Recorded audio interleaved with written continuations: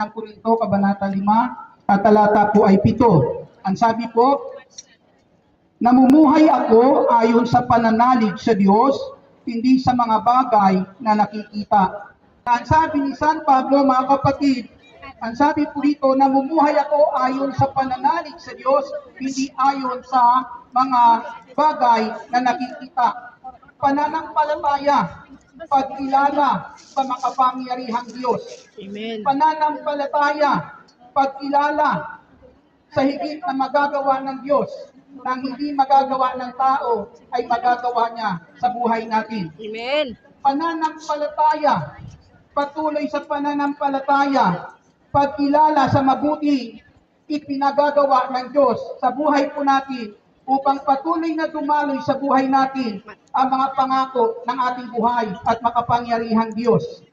Mga kapatid sa Panginoong Hesus, ang pananampalataya ang siyang nagpapagalaw sa atin lahat upang ipagpatuloy na gawin ang mabuting nais ng Diyos. Kung wala tayong pananampalataya at ang ating pong pananaw ay hindi nakasentro sa ating Diyos, hindi natin matutunang gawin ang mabuti. Subalit kung ang ating pananampalataya po ito, ang siyang nagpapagalaw sa buhay po natin, mga kapatid, na ang sabi nga, ang pananampalatayang walang kalakip na gawa ay patay. Amen. Amen. Kaya ang tunay na nananampalataya po ay tao na kung saan kinikilala ang mabuting nais ng Diyos at isinasabuhay o ginagawa ang mga ito. Paano tayo magpapatuloy? Moving forward with faith. Paano natin ito ipagpapatuloy, mga kapatid? Ang sabi po dyan sa aklat ng Hebreo, kabanata po ay 12 at talata po ay 2. Ito po ang sinasabi po ng salita po ng Diyos. Pakinggan po natin. Ituon natin ang ating paningin kay Jesus na siya pinagmula ng ating pananampalataya at siya rin nagpapasakdal dito. Dahil sa kagalakang naghihintay sa Kanya, hindi niya kinahiya ang mamatay sa krus at siya ngayon nakaluklok sa kanan ng trono ng Diyos. Ang sabi ko, para tayo makapagpapatuloy sa ating pananampalataya, mga kapatid, ang sabi, ituon natin ang ating paningin kay Jesus. Bakit kinakailangan ituon natin sa Kanya ang ating paningin? Kasi kinakailangan makita natin kung saan siya naruroon. Amen? Kinakailangan matanaw natin kung saan naruroon ang Panginoon. Kasi kapag hindi mo natatanaw kung saan siya naruroon, paano mo siya susundan? Amen? Amen. Kinakailangan natatanaw po natin iyan. Na ang sabi po, ang Panginoong Hesus ngayon ay nakaluklok sa trono ng kanyang amang nasa langit. Dapat makita natin yung lugar na kanyang kinaruroonan. Ang sabi po, lugar na kung saan, doon siya nakaluklok sa kanan ng kanyang amang nasa langit. Ano yung lugar na kinaruroonan ng Panginoong Hesus? Isang lugar na kung saan nakalaan para sa mananagumpay. Amen. Amen. Amen. Para sa mananagumpay. Amen. Kaya kung ating titingnan, kung ang lugar na kinaruroonan ng Panginoong Hesus ay para po sa mga tunay na mananagumpay, dapat natin matanaw sa buhay po natin, kapatid, na bago po tayo makarating doon, may pakikipaglaban tayong kakaharapin. Amen. Amen. Amen. Nang sa ganon, maihanda natin ang ating sarili sa pakikipaglaban po iyan upang marating natin ang tagumpay at masundan natin ang Panginoong Hesus kung saan siya naruroon. Amen. Ano ang kanyang pinagdaanan? Ang sabi nga po dyan, mga kapatid, sa ating Panginoong Kristo, ang kanyang pinagdaanan po dito ay pagtitiis. Yung pagtitiis bang dinanas ng Panginoong Hesus sa daigdig po na to, handa mo rin bang tiisin? Amen. Handa mo rin bang pagdaanan? Amen. Sino handa po? Amen. Sino handa sumunod sa yapak ng Panginoong Hesus? Amen. Alam ko po, marami tayong suliranin. Kaya tayo naririto.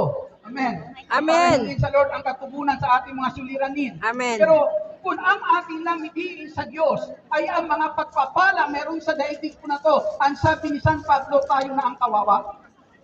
Amen? Amen. Kung ang atin lang pong pagkilala sa Panginoong Yesus ay para lang sa mga bagay na nais natin pumuno ng buhay natin sa daigdig na to, tayo na ang kawawa. Amen? Dahil ang tunay na nananampalataya, mga kapatid, isa lang ang hangarin kung saan si Kristo nais na marating ang dako kong iyon. Amen. So, papurihan natin ang ating Panginoon. Kaya sabi ko, walang makakarating, sabi ng Panginoong Yesus, sa kinaroroonan ko, walang makakapunta sa Ama, kundi sa pamamagitan ko. Kung walang makakarating sa Ama, mga kapatid, kundi sa pamamagitan lang ng ating Yesu Kristo, paano natin mararating iyan? Sa pamamagitan niya, daanan mo kung saan siya dumaan. Amen. Amen. Amen. Sundan mo kung saan dumaan ang ating Panginoon Amen. Yesu Kristo. Ang sabi sa sulat ni San Pedro, ang sabi po, ang pagtitiis ng hirap ay bahagi ng pagkahirang natin sa Diyos, bahagi ng pagkahirang sa atin ng Diyos, bahagi ng pagkakilala natin sa Diyos, bahagi ng ating pananampalataya sa ating Diyos na makapangyarihan. Amen. Bahagi po yan, mga kapatid, sa Panginoong Yesus. Kaya nung si San Pablo ay hirangin ng Diyos bilang kanyang lingkod, ang sabi po ng Diyos, sasabihin ko sa kanya kung anong dapat niyang pagtiisan alang-alang sa akin. Amen. Kung ikaw tatawagin ng Diyos at sasabihin ng Diyos sa iyo, ito ang dapat mong pagtiisan, susunod ka pa rin ba? Amen. Sinong handang sumunod? Lahat na nagtiis, na hindi kumain ngayon para mapakinggan ang salita ng Diyos, magtatagumpay ka. Magtatagumpay ka. Hallelujah. Amen. Thank you, Lord. Anong sabi ni Job sa lingkod ng Diyos? Ang Bakit? sabi ni Job na lingkod ng Diyos. Hindi lang. Bakit? Ano lang ba ang tatanggapin mo sa Diyos? Amen. Kaginhawaan lang ba?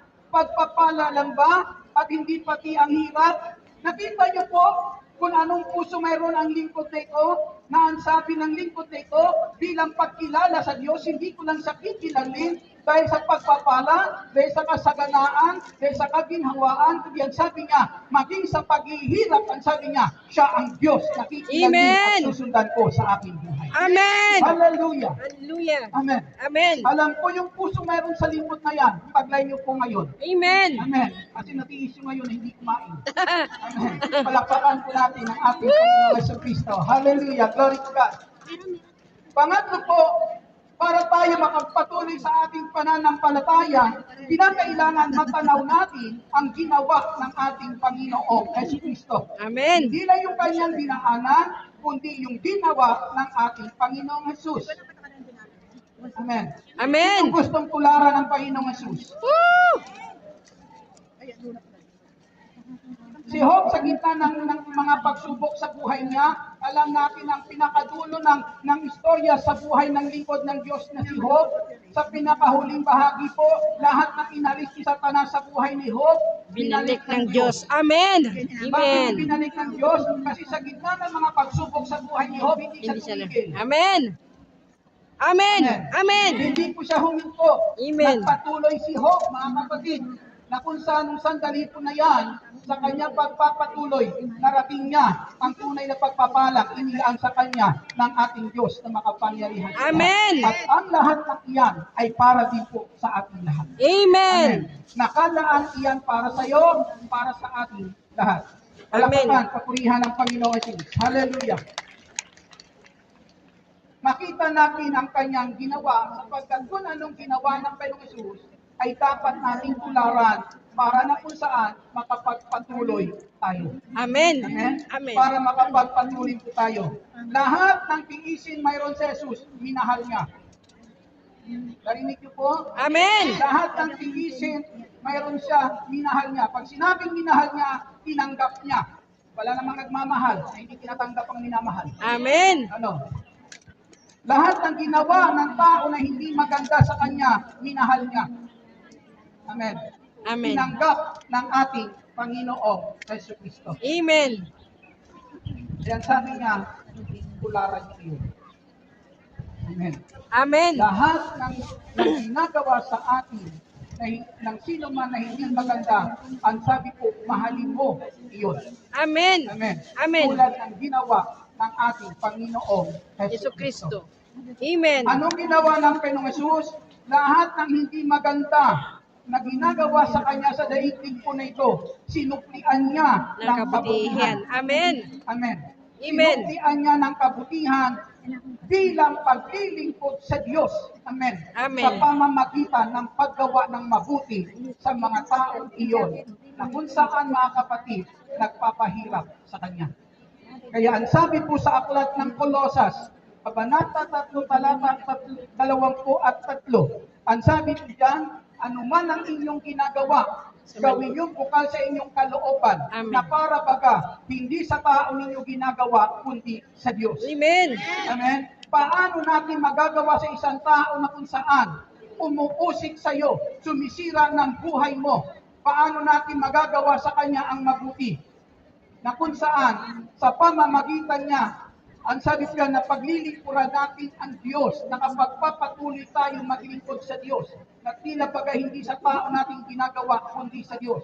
Kinakailangan para magawa natin yan, magawa natin, tanawin mo sa Kanya si Kristo. Amen. Kasi kung tatanawin mo sa Kanya si Kristo, makikita mo, hindi sa tao na iyan ikaw naglilingkod, kundi sa ating Panginoon Amen. Yesu Kristo. Purihin po natin ang Panginoon na ang taong nagpapatuloy sa Kanyang pananampalataya, tinatanaw si Kristo sa buhay ng Kanyang kapwa upang magawa niya, makapagpatuloy gawin ang mabuti ayon sa kalooban ng Diyos. Amen. Amen. Palakpakan natin muli ang Panginoon Jesus. Maalala niyo po si Pedro na lumakad sa ibabaw ng tubig. Amen. Lumakad siya sa ibabaw ng tubig.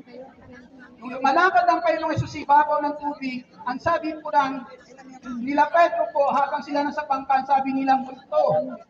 Nagsalita agad ang Panginoong Hesus at ang sabi niya, ako ito, si Jesus ito.